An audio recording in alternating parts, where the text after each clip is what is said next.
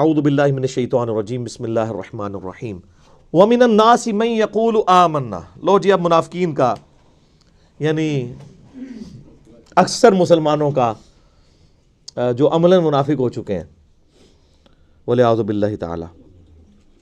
اللہم انی اعوذ بک من النفاق. آمین. وَمِنَ النَّاسِ مَن يَقُولُ آمَنَّا. اور لوگوں میں ایسے بھی لوگ ہیں جو کہتے ہیں ہم ایمان لائے باللہ وبالیوم الآخر. اللہ پر بھی ایمان لائے اور آخرت کے دن پر بھی. وَمَا هُمْ بِمُؤْمِنِينَ. لیکن وہ مومن نہیں ہے. ایمان لے بھی آئے مومن نہیں ہے. سر کتنا جاہ و جلال ہے. انسان پریشان نہیں ہو جاتا؟ پہلے اللہ تعالیٰ کہہ رہا ہے کہ جو کفر کیے ہوئے ہیں ان کو سمجھاؤ تب بھی ایمان نہیں لے کے آئیں گے، موریں لگ گئی ہیں. اب جو بیچارے ایمان لا رہے ہیں ان کے بارے میں اللہ کہہ رہا ہے ایمان نہیں لائے. کیا ہو گیا؟ یخادعون اللہ والذین آمنوا. یہ تو فریب دینا چاہتے ہیں اللہ کو بھی اور ایمان والوں کو بھی. یعنی اوپر سے کلمہ پڑے ہوئے ہیں دب کے. یہ اسپیسیفکلی یہودی علماء اور ان کے فالورز کے بارے میں تھا. اسلام کے روب کی وجہ سے دب گئے. آپ کو پتہ ہے نا، اوس اور خزرج یہ دو قبیلے تھے مشرکین عرب کے مدینہ شریف میں جو آباد تھے، اور دونوں کے سردار مسلمان ہو گئے تھے. اوس کے سردار تھے سیدنا سعد ابن معاذ رضی اللہ تعالیٰ عنہ، اور خزرج کے سردار تھے سیدنا سعد ابن عبادہ رضی اللہ تعالیٰ عنہ. تو اس کی وجہ سے ان کے پورے قبیلے مسلمان ہو گئے. اچھا، یہ علمی طور پہ تو اتنے ساؤنڈ نہیں تھے، امی تھے، ان پڑھ تھے، لیکن جنگجو بہت تھے. اور دوسری طرف یہودی بزدل تھے لیکن علم والے تھے. ان کی آپس میں اسلام سے پہلے جنگیں ہوتی تھیں. جب کبھی اوس اور خزرج سے یہ مار کھاتے تھے کیونکہ وہ تو جنگجو لوگ تھے، تو یہودی کہتے تھے اب تو تم ہمیں مارتے ہو، لیکن جب وہ آخری پیغمبر آئیں گے نا ان کے ساتھ مل کے، یہ بھی ذکر آ جائے گا سورۃ الانعام میں، اسی سورہ البقرہ میں 89 نمبر آیت میں. تو جب وہ پیغمبر آئیں گے نا تو پھر ہم ان کے ساتھ مل کے جہاد کریں گے، پھر ہم پوری دنیا کے اوپر اللہ کا ڈنکا بجائیں گے. آج تو تم مشرکین ہم پہ غالب آتے ہو نا، لیکن ایک دن آئے گا کہ ہم تم پہ غلبہ پائیں گے. یہ وہ دھمکی یہودی لگایا کرتے تھے اوس اور خزرج کو. لیکن اللہ کا کرنا دیکھے سر، جب وہ آخری پیغمبر آئے تو سب سے پہلے کفر کیا انہی یہودیوں نے جو تڑی لگایا کرتے تھے، اور سب سے پہلے ایمان انہی اوس اور خزرج نے قبول کر لیا جن کو وہ تڑی لگایا کرتے تھے. اوس اور خزرج جب حج کے لیے پہنچے نا تو ان میں سے کچھ لوگ نے آبزرو کیا، ان کا یار یہ وہی پیغمبر لگتے ہیں جن کے بارے میں ہمیں تڑی لگائی جاتی تھی. اس سے پہلے کہ یہودی ایمان لے آئے تم ہی ان پر ایمان لے آؤ. اور اللہ نے انہیں دنیا کا امام بنا دیا اور وہ وہیں کے وہیں پڑے رہ گئے. اس کا مطلب ہے کہ اگر آپ کے پاس علم بھی ہے، نالج بھی ہے، لیکن آپ ہٹ درم ہیں، آپ کے اندر وقت کا پیغمبر بھی آ جائے آپ کو کوئی فائدہ نہیں ہونا.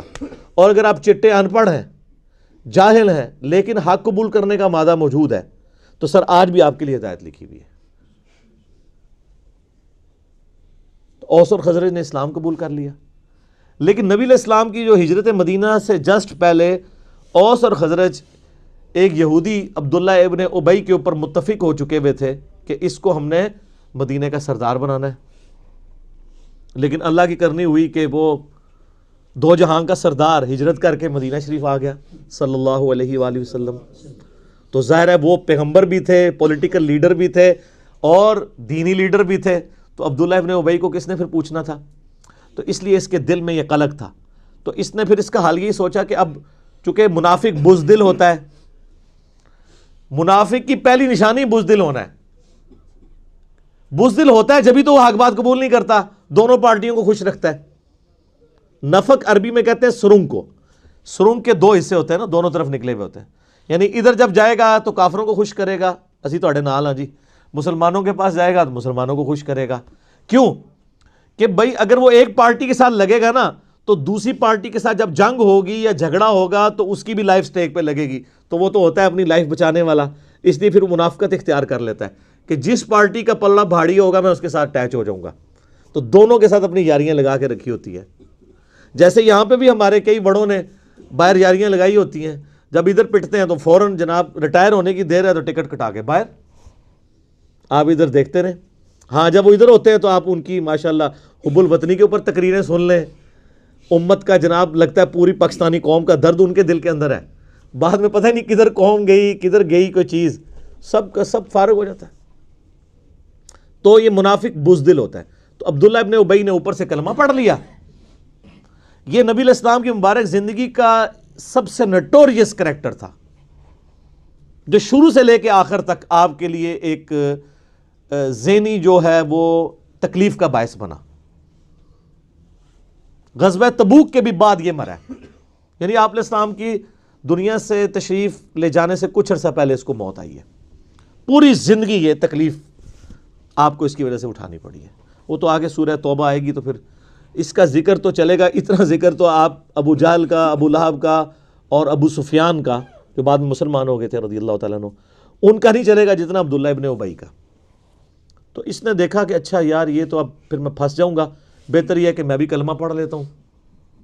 اور صرف کلمہ نہیں پڑھا، کھڑپینچی بھی شروع کر دی، جمعے والے دن مسجد میں پہلے آ جانا اور ادھر ادھر صفحے سیدھی کرانا، یہ وہ جس طرح ہوتا ہے نا کوئی لوگوں کو کھڑپینچی کا شوق ہوتا ہے، تو یہ کام اس نے شروع کیے، لیکن اندر سے اسلام کی جڑیں کاٹی، ایسا کریکٹر تھا۔ تو اللہ تعالیٰ نے فرمایا کہ یہ اصل میں یہ چاہ رہے ہیں کہ اللہ کو دھوکہ دیں۔ اللہ کو کیا دھوکہ دینا ہے؟ یہ نہ اللہ کو دھوکہ دے سکتے ہیں نہ ایمان والوں کو۔ وما یخدعون الا انفسہم، یہ تو اپنے آپ کو دھوکہ دے رہے ہیں، اور اس سے بڑا کیا ظلم ہوا ہے ان کے اوپر، خود انہوں نے کیا۔ وما یشعرون، انہیں شعور بھی نہیں ہے کہ یہ تو اپنے آپ کو دھوکہ دے رہے ہیں۔ اپنے آپ کو کیوں دے رہے ہیں؟ آخرت برباد کر رہے ہیں، ہمیشہ کی ناکامیاں ان کا مقدر ہونے والی ہیں۔ ہٹ درمی اور ضد کی وجہ سے انہوں نے حق کی دعوت قبول نہیں کی ہے، پہلے تڑی لگاتے تھے بعد میں رہ گئے۔ ادھر بھی اس طرح ہی ہوتا ہے نا جناب، آپ دیکھ رہے ہوتے ہیں یہ جب کوئی گستاخانہ کارٹون فلموں کا مسئلہ کوئی اس طرح کے ایشو اٹھتے ہیں تو آپ کو ماشاءاللہ جو لوگ توڑ پھوڑ کرتے ہوئے سڑکوں کے اوپر گاڑیاں جلاتے ہوئے نظر آتے ہیں نا، پریکٹیکل ان کی لائف یہ ہوتی ہے، ان کو پوچھیں تو ان میں سے کئی لوگ جمعے کی نماز بھی نہیں پڑھتے ہوتے، کیونکہ یہ کام کرنا بہت آسان ہے۔ اور معذرت کے ساتھ منافقین پھر بھی ان سے بہتر تھے، رکھ رکھاؤ کے لیے نمازیں وہ پڑھتے تھے۔ صحیح مسلم شریف میں حدیث ہے، عبداللہ ابن مسعود کہتے ہیں کہ نبی علیہ السلام کے مبارک زمانے میں اگر کوئی بیمار آدمی بھی ہوتا اور دو بندوں کے سہارے وہ مسجد میں آ کے جماعت سے نماز پڑھ سکتا ہوتا تھا تو دو بندوں سے گھسٹتا ہوا مسجد میں آتا تھا کہ اسے منافق نہ شمار کر لیا جائے کہ یہ نماز گھر پڑھتا ہے۔ تو منافق بھی ماشاء اللہ تعالیٰ تکبیر اولیٰ کے ساتھ نماز پڑھا کرتے تھے۔ تو آپ مجھے بتائیں اس زمانے کے منافقین اور آج کے منافقین میں سے پریکٹیکلی ظاہر کے اعتبار سے کون سے بہتر منافق ہیں؟ وہ والے ہی۔ نبی علیہ السلام کی مبارک داڑھی میں بم دکھایا ان خبیثوں نے اور کارٹون بنائے۔ کتنے مسلمان نوجوان ہیں جنہوں نے توڑ پھوڑ کی بجائے کہا کہ جی انہوں نے داڑھی میں بم دکھایا، لو جی آج ہم داڑھی کی نیت کرتے ہیں، نال ٹھوس۔ تو یہ ساری جذباتی ڈاکٹرین ہے۔ حق بات کے اوپر چلنا یہ بہت مشکل کام ہے، نعرے لگانا بہت آسان ہے۔ تو اللہ تعالیٰ ماتا یہ اپنے آپ کو دھوکہ دے رہے ہیں، ان کو شعور بھی نہیں۔ فی قلوبہم مرض، ان کے دلوں میں تھا مرض، فزادہم اللہ مرضا، اللہ نے بھی ان کا مرض اور بڑھا دیا۔ دیکھیں یہ سٹائل دیکھیں گفتگو کا، ہمیں لوگ کہتے ہیں میٹھی میٹھی باتیں کرو، اللہ تو ہمارے ان کے دل میں بیماری تھی، اللہ نے ان کی بیماری اور زیادہ کر دی۔ آپ کے حساب سے تو ہونا چاہیے تھا بیماری تھی، اللہ نے ان کو شفا دے دی۔ ہاں کتابوں کا خدا اور ہے اور بابوں کا خدا اور۔ اللہ بے پرواہ ہے، وہ بھیک نہیں مانگ رہا آپ سے کہ میرے اوپر ایمان لے کے آؤ، وہ تڑی لگا رہا ہے آپ کو، ایمان لاؤ گے تو ٹھیک، نہیں تو دوزخ میں جاؤ گے سیدھے۔ یہ ذہن میں رکھیں۔ وَلَهُمْ عَذَابٌ عَلِيمٌ، اور ان کے لیے دردناک عذاب ہے۔ کافروں کے لیے آیا بڑا عذاب اور اس کے لیے سخت لفظ ہے دردناک عذاب۔ بِمَا كَانُوا يَكْذِبُونَ، بسبب اس کے کہ انہوں نے تکذیب کر دی۔ تکذیب کہتے ہیں کہ سچائی کو ماننے کے باوجود جھٹلا دینا۔ ان کو تو پتا تھا کہ یہ وہی پیغمبر آخر الزماں ہیں جن کی نشانیاں اولڈ ٹیسٹمنٹ اور نیو ٹیسٹمنٹ کے اندر موجود ہیں، تو انہوں نے کیوں انکار کیا؟ اچھا دیکھ لیں، اللہ تعالیٰ بھی امیین پہ اور جو اہل علم ہے ان میں غصہ میں فرق کرتا ہے۔ ان کے اوپر کیوں غصہ زیادہ ہے؟ یہ مولوی تھے، یہود و نصارہ کے علماء تھے نا، یہ ان کی پبلک کی تو بات نہیں ہو رہی ہے نا، کہ ان کو تو پتا تھا کہ یہ وہی نبی ہیں، انہوں نے کیوں نہیں بات قبول کی ہے؟ آپ ایک جاہل آدمی کو کسی حد تک بینیفٹ آف ڈاؤٹ دے سکتے ہیں، لیکن ایک عالم وہ اس طرح کی حرکت کرے اس کو بینیفٹ آف ڈاؤٹ نہیں ملے گا. کیوں؟ وہ عزت بھی تو عام بندے سے زیادہ ویل کر رہا ہے نا. کل کو جب اس کا سکینڈل نکلے گا پھر اس نے یہ نہیں کہنا کہ جی جناب وہ اگر داڑھی والے یہ برا کام کرتے ہیں تو بغیر داڑھی والے بھی تو کرتے ہیں نا، ان کو کیوں نہیں میڈیا اچھالتا؟ اس لیے کہ سر بغیر داڑھی والا دین کے نام کے اوپر چندے اور بینک بیلنسز اور عزت کے ٹوکرے بھی تو انجوائے نہیں نہ کر رہا. تو سر پھر چوپڑیاں نالے دو تو نہیں ہون گی نا. آپ پراٹھا کھانا چاہتے ہیں وہ بھی دو، اس طرح تو نہیں ہوگا نا. تو دین کے نام کے اوپر جب آپ کھا رہے ہیں تو سر پھر جب آپ دین کے لیے دھبا بنیں گے تو آپ کی بے عزتی دوسرے لوگوں کی نسبت زیادہ ہی ہوگی. یہ لاجیکل ہے. اور سر قرآن میں تو سورۃ الاحزاب میں ہے نبی کی بیوی ہو تم عام عورتوں کی طرح نہیں ہو، اگر تم نے بے حیائی کی تمہیں دگنا عذاب دیا جائے گا. کیوں؟ سٹیٹس ایسا ہے تو تمہارا سٹیٹس بھی ایسے ہی ہے. وَإِذَا قِيلَ لَهُمْ لَا تُفْسِدُوا فِي الْأَرْضِ، اور جب ان سے کہا جاتا ہے کہ مت فساد کرو زمین میں، قَالُوا إِنَّمَا نَحْنُ مُصْلِحُونَ، وہ کہتے ہیں ہم تو صرف اصلاح کا ارادہ رکھتے ہیں. یعنی یہ اللہ کہہ رہا ہے یہ فساد کر رہے ہیں. کیوں فساد یہ کر رہے ہیں؟ کہ اوپر سے ایمان قبول کیا ہوا ہے، ایمان والوں کو دھوکہ دے رہے ہیں، کافروں کے ساتھ بھی پینگیں بڑھائی ہوئی ہیں اور اندر سے جڑیں کاٹ رہے ہیں، اور کل کو جب جہاد کا موقع آئے گا تو یہ جو ہے وہ حصہ نہیں لیں گے. اور یہی ہوا ہے، آپ دیکھ لیں غزوہ احد کے اندر 700 لوگ لے کے وہ علیحدہ ہو گیا تھا عبداللہ ابن ابی، 300 لوگ لے کے. ٹھیک ہے جی. تو وہی عبداللہ ابن ابی نے جب یہ حرکت کی تو عبداللہ ابن مسعود کہتے ہیں کہ اللہ کی قسم اگر غزوہ احد سے پہلے مجھے کوئی پوچھتا کہ رسول اللہ کے صحابہ میں کوئی منافق بھی ہے تو میں کبھی نہ یہ بات مانتا، کیونکہ ساری ماشاءاللہ تکبیر اللہ سے نماز پڑھ رہے ہیں. یہ تو موقع ہے تو پتہ لگا نا کون کون محبوب کی امت سے ہے. یہ ویسے کہہ دینا تو آسان ہے جو کچھ بھی ہے تیرے محبوب کی امت سے ہے. یہ تو دودھ دہی کا کاروبار جب کرتے ہوئے پانی ملا رہا ہوگا پھر پتہ چلے گا نا کہ محبوب کی امت سے ہے کہ نہیں. جس نے ملاوٹ کی وہ ہم میں سے نہیں. صحیح مسلم کی حدیث. تو اللہ تعالیٰ فرماتا ہے کہ جب انہیں کہا جاتا ہے فساد مت کرو تو وہ کہتے ہیں ہم تو اصلاح کا ارادہ رکھتے ہیں، صلح صفائی سے چلنا چاہیے. کیونکہ منافقین ظاہر ہے چونکہ بزدل ہوتے تھے، جہاد کے بھی بڑے مخالف ہوتے تھے. اور جب نبی علیہ السلام نے، آپ کو پتہ ہے غزوہ بدر سے پہلے بھی آپ نے 8 مہمات روانہ کی تھی تاکہ عرب کے لوگوں کی لائف لائن کاٹی جائے، کیونکہ انہوں نے مسلمانوں کی ساری جائیدادوں پہ قبضہ کر لیا تھا. تو نبی علیہ السلام نے اس کے بدلے کے طور پر، اور یہ غزوہ بدر میں بھی ہوا، وہ آگے چل کے سورۃ الانفال میں آ جائے گا، تو کہتے تھے یہ لڑائی جھگڑے کا کوئی فائدہ نہیں ہے، بس میٹھی میٹھی باتیں. سر میٹھی میٹھی باتیں کرنے سے کبھی بدماش اپنی پوسٹ چھوڑیں گے؟ آج کافر کہتے ہیں جی اسلام نے تلوار کے زور کے اوپر رومن اور پرشین امپائر اکھاڑی ہے. تو سر پھر کس طرح اکھاڑتے؟ تلوار کے بغیر بدماش اپنی جگہ چھوڑتا ہے؟ نہیں. اسلام نے یہ جو نیا دور شروع کیا ہے وہ تلوار کے زور پہ کیا ہے. سورہ توبہ کی آیت نمبر 14 ہے کہ اللہ تعالیٰ صحابہ کرام سے کہتا ہے ہم تمہاری تلواریں ان کے اوپر مسلط کریں گے. صدیوں سے بیٹھے ہوئے بدماش کیسے اکھاڑے جائیں گے؟ تو یہ جہاد اور قتال کے پیچھے حکمت یہ تھی. لیکن آج جہاد اور قتال یہ ہے کہ وہ مسلمانوں کو اکھاڑنے کے لیے استعمال ہو رہا ہے. ایک مسلمان دوسرے کا گلا کاٹ رہا ہے جہاد کے نام کے اوپر. سر آپ دیکھتے نہیں پچھلے 30-40 سالوں میں سعودیہ اور ایران کی پراکسی وار میں جو کچھ ہمارے ملک کے اندر ہوا ہے، اور وہ آج تک ہم اس چنگل سے باہر نہیں نکل سکے. تو کہتے ہیں ہم تو اصلاح کا ارادہ رکھتے ہیں. الا انہم هم المفسدون، آگاہ ہو جاؤ یہی فسادی ہیں، ولکن لا یشعرون، لیکن انہیں شعور نہیں ہے. اللہ فرما رہا ہے یہ فسادی خود ہے لیکن انہیں پتہ بھی نہیں ہے. اس سے بڑا ان کے ساتھ ہاتھ ہو گیا کہ ان کو پتہ بھی نہیں کہ توبہ و توفیق بھی نہیں ہوگی. وَإِذَا قِيلَ لَهُمْ آمِنُوا، اور جب انہیں کہا جاتا ہے کہ ایمان لے آؤ، کما آمن الناس، جس طرح کہ باقی لوگ ایمان لے کے آئے ہیں جو کامل الایمان مومن ہے مہاجرین اور انصار میں سے صحابہ کرام، جس طرح وہ ایمان لے کر آئے تم بھی اسی طرح کا ایمان لے آؤ. قالوا انؤمن کما آمن السفہاء، وہ کہتے ہیں ہم ان بیوقوفوں کی طرح ایمان لے آئیں ان کو تو نہ اپنے بیوی بچوں کی پرواہ ہے، نہ ان کو اپنی کوئی زندگی عزیز ہے، کل کو جہاد میں جائیں گے کٹ جائیں گے، پیچھے بیوی بچوں کا کیا بنے گا، یہ تو ہے ہی سارے بیوقوف ہیں۔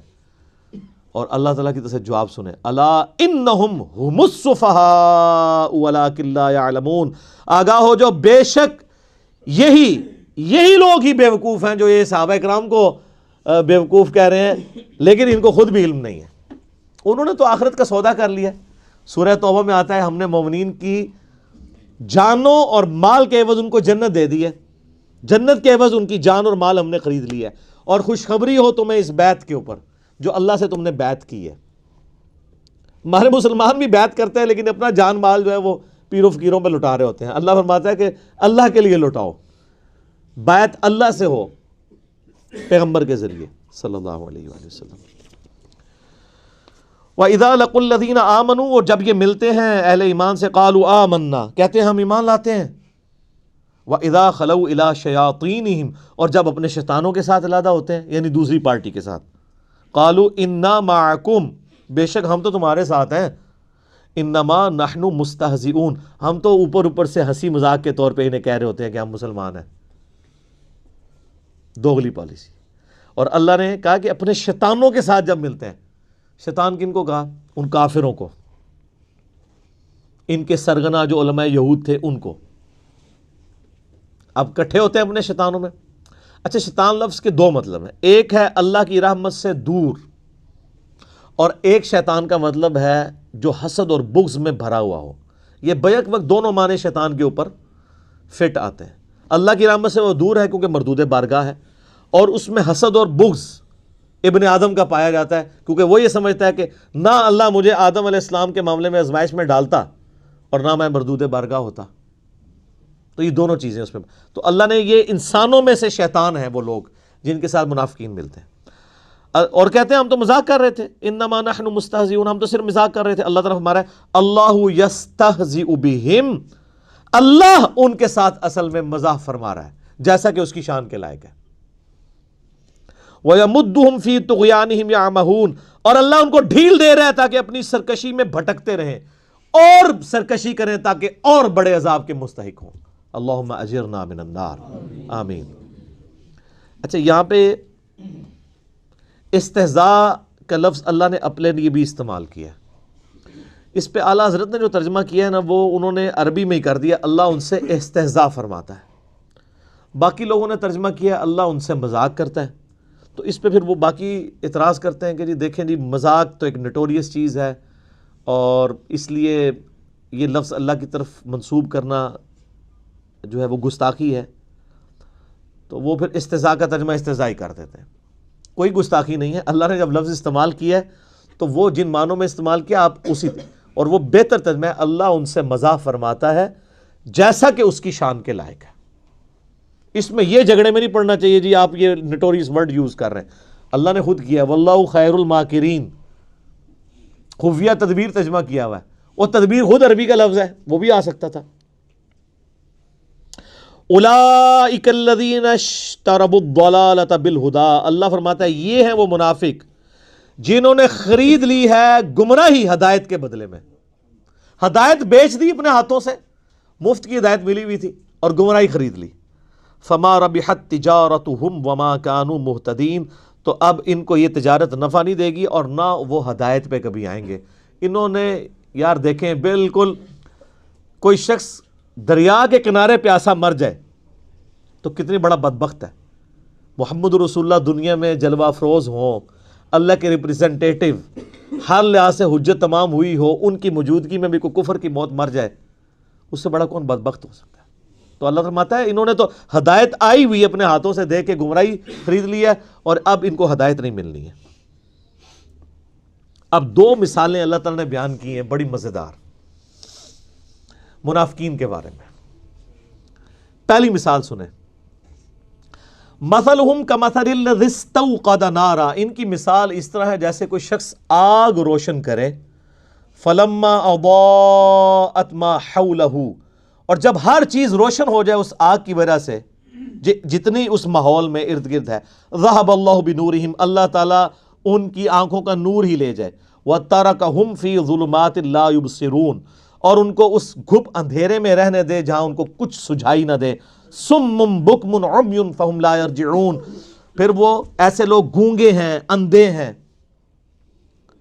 اور بہرے ہیں. سمن بہرے ہیں, بکمن گونگے ہیں, عمیون اندھے ہیں, فہم لا یرجعون یہ واپس نہیں پلٹ سکتے. یہ مثال ایسے دی کہ پرانے زمانے میں لوگ جنگلوں کا سفر کرتے تھے نا, بڑی مشکل سے لکڑیاں جمع کرتے تھے, رات کے وقت روشنی جلاتے تھے تاکہ کوئی جنگلی جانور حملہ آور نہ ہو. اللہ تعالیٰ نے آگ کا ایسا روب رکھا ہے کہ آگ کہیں جل رہی ہو تو شیر بھی قریب نہیں جاتا, شیر بھی آگ سے ڈرتا ہے, تو وہ اپنی سیکیورٹی کے لیے آگ جلایا کرتے تھے. یا سردیوں کا موسم ہے تو وہ اس سے ہیٹ حاصل کرے, پلس روشنی بھی مل جاتی تھی, اس وقت الیکٹریسٹی تو نہیں تھی, تو اسی روشنی میں اپنے باقی کام کر لیتے تھے, کھانا پکانے کا یہ وہ. تو اللہ تعالیٰ فرماتا ہے ان کی مثال اسی طریقے سے ہے کہ اتنی محنت کے ساتھ ایک جنگل میں کوئی آگ جمع کرے, روشنی بھی ہو جائے, سب کچھ نظر آنا شروع ہو جائے, اور عین اس وقت میں اس روشنی سے نفع اٹھانے والے لوگوں کی بینائی ختم ہو جائے, ان کی بصارت چلی جائے, ان کی سننے کی صلاحیت چلی جائے, اندھے ہو جائیں, بہرے ہو جائیں, گونگے ہو جائیں. تو کتنے بدبخت ہیں کہ اب ہر فیسلٹی سامنے موجود تھی, اس سے نفع اٹھانے کی بجائے ان کی اپنی ساری کوالٹیز جاتی رہیں. یہی ہوا ہے منافقین کے ساتھ کہ اللہ تعالیٰ نے محمد رسول اللہ صلی اللہ علیہ وآلہ وسلم کے ذریعے توحید کی شمع روشن کی. بالکل جب ہر چیز واضح نظر آ گئی کہ یہ وہی پیغمبر ہے جن کی نشانیاں تورات اور انجیل کے اندر موجود ہیں, اور عین جب ٹائم آیا کہ یہی یہودی جو تڑی لگایا کرتے تھے اوس اور خزرج کو, یہ اسلام قبول کرتے, عین ٹائم پہ انہوں نے انکار کیا اور اللہ کے عذاب کا کوڑا ان پہ برسا کہ ان کی آنکھوں کی بینائی چلی گئی. اب محمد رسول اللہ صلی اللہ علیہ وآلہ وسلم ایک روشنی کا مینار سامنے موجود ہے, لیکن یہ اتنے بدبخت ہیں کہ ان کی بینائی جا چکی ہے, ان کو دیکھ کے بھی اب ایمان قبول نہیں کریں گے. وہ جو میں نے پہلے آیات پڑھی تھی, وَلَوْ أَنَّنَا نَزَّلْنَا إِلَيْهِمُ الْمَلَائِكَةَ. سر یہ کوئی اللہ تعالیٰ کا تعارف ہوا ہے آپ لوگوں کو؟ یہ کون سا خدا ہے؟ اور یہ پہلے صفحے پہ ہے, یہ نہیں ہے کہ 50 صفحے پڑھنے تو بعد کہتے ہیں پہلے میٹھی میٹھی باتیں کریں نا پھر کڑوی باتیں کریں. نہ, میٹھی باتوں سے کبھی بات سمجھ نہیں آتی ہے. دوسری مثال, او کصیب من السماء فیہ ظلمات ورعد. یا پھر ان کی مثال ایسی ہے کہ آسمان سے بادلوں سے می برس رہا ہو, بڑی تیز بارش ہو رہی ہو, فیہ ظلمات ورعد وبرق, اور اس بارش کے موسم کے اندر اندھیرا بھی چھایا ہوا ہو کالے بادلوں کی وجہ سے, اور گرج بھی ہو, اور بجلی بھی چمک رہی ہو, یعنی ایک طوفانی موسم ہو. یجعلون اصابعہم فی آذانہم من الصواعق حذر الموت. اور ٹھونستے ہیں یہ لوگ اپنی انگلیاں اپنے کانوں میں کڑک کے باعث موت کے ڈر سے. واللہ محیط بالکافرین. حالانکہ اللہ ایسے کافروں کو گھیرے ہوئے ہے. یکاد البرق یخطف ابصارہم. قریب ہے کہ بجلی اچک لے ان کی بینائی کو. کلما اضاء لہم مشوا فیہ. جب کبھی وہ بجلی چمکتی ہے تو اس بجلی کی چمک کی وجہ سے وہ روشنی جو آتی ہے اس روشنی میں چلنا شروع کر دیتے ہیں, کیونکہ گپ اندھیرا ہے کالے بادلوں کی وجہ سے, دن کے وقت بھی ہو جاتا ہے رات کے وقت بھی, اس روشنی کے سے تھوڑا سا راستہ نظر آتا ہے تو چلنا شروع کرتے ہیں. وَإِذَا أَظْلَمَ. اور جب وہ اس پہ اندھیرا چاہتا ہے, علیہم اس پر, ان پر, قاموا تو کھڑے ہو جاتے ہیں. وَلَوْ شَاءَ اللَّهُ لَذَهَبَ بِسَمْعِهِمْ وَأَبْصَارِهِمْ. اور اگر اللہ چاہتا تو ان کی سماعت بھی لے جاتا اور ان کی بصارت بھی, کانوں اور آنکھوں سے انہیں محروم کر دیتا. ان اللہ علی کل شیء قدیر. بے شک اللہ تعالی ہر چیز کے اوپر قدرت رکھتا ہے. یہ بڑی امپورٹنٹ مثال ہے. اللہ تعالیٰ نے مثال دی ہے کہ منافقین جو ہے نا وہ دین پہ کنارے کنارے چلتے ہیں. سورہ حج میں بھی آیت ہے کہ یہ کنارے کنارے چلتے ہیں, جس طرح آج کل مسلمانوں کی اکثریت ہے. اگر کوئی نوجوان بچہ دین کے اوپر چلنا شروع کرتا ہے وہ کہتے ہیں یار کیا تو نے جوانی میں روگ لگا لیا ہے, داڑھی رکھنی کو ضروری ہے, بس اپنی چپ کر کے نماز پڑھو. جو تھوڑے اور لبرل ہیں وہ کہتے ہیں نماز ہی پڑھنی ہے نا گھر ہی پڑھ لو, کیوں فنیٹک بن رہے ہو. حالات و واقعات جب فیور میں ہو تو سب ٹھیک, جیسے ہی مشکل آئے تو ساتھ ہی وضو ٹوٹ گیا. تو منافقین کے بارے میں بھی اللہ تعالیٰ ہمارے ان کی مثال ایسی ہے کہ یہ اللہ تعالیٰ کی طرف سے می برس رہا ہے اللہ کی رحمت کا، نبی علیہ السلام کی موجودگی ہے، اللہ کی طرف سے وحی آسمان سے نازل ہو رہی ہے، لیکن یہ وحی خالی وحی نہیں آ رہی ہے، اس کے ساتھ پھر جہاد کی اور قتال کی تکلیفیں بھی جڑی ہوئی ہیں، معاشرے کی جو پابندیاں وہ بھی جڑی ہوئی ہیں، باپ کو بیٹے سے الگ ہونا پڑے گا، بھائی کو بھائی سے الگ ہونا پڑے گا۔ اب یہ منافقین کا حال یہ ہے، چونکہ یہ تو دنیا دار ہوتے ہیں، جب ان کے اوپر کوئی مصیبت آتی ہے نا تو ٹھٹک کے کھڑے ہو جاتے ہیں، دین پہ چلنے سے انکار کر دیتے ہیں، اور جب حالات سازگار ہوتے ہیں تو چلنا شروع کر دیتے ہیں۔ تو یہ مذبذبین بین ذالک، اس کے درمیان یہ اوسیلیٹ کرتے رہتے ہیں، حالات سازگار ہوں تو دین پہ چلیں گے، اور جیسے ہی مشکل وقت آئے گا ٹھٹک کے کھڑے ہو جائیں گے۔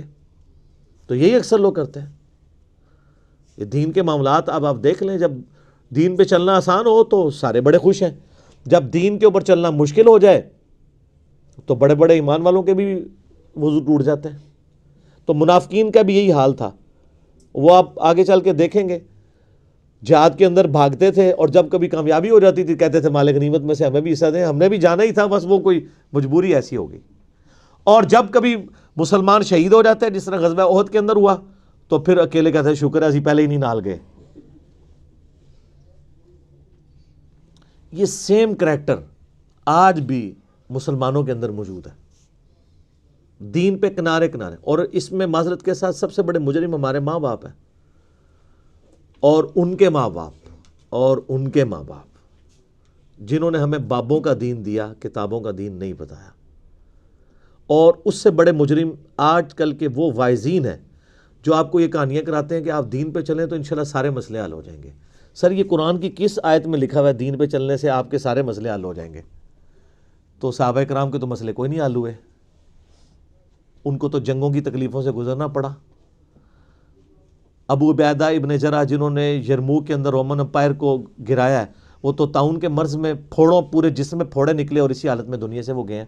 ان کی تو تکلیفیں کوئی نہیں، ان کو دعائیں نہیں آتی تھیں، ان کو وظیفے نہیں آتے تھے۔ اللہ کے محبوب صلی اللہ علیہ وآلہ وسلم کو اپنی 3 جوان بیٹیاں اپنی زندگی میں دفنانی پڑی، چوتھی کے بارے میں بتا دیا گیا یہ بھی آپ کی وفات کے 6 مہینے کے بعد فوت ہو جائے گی۔